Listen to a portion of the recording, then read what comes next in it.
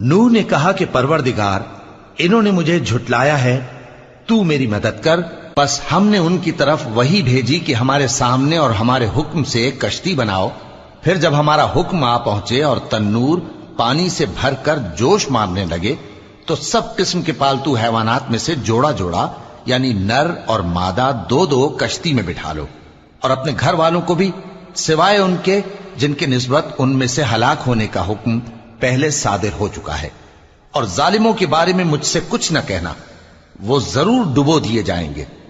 बस जब तुम और तुम्हारे साथी कश्ती में बैठ जाओ तो अल्लाह का शुक्र करना और कहना कि सब तारीफ अल्लाह ही के लिए है जिसने हमको जालिम लोगों से नजात बख्शी।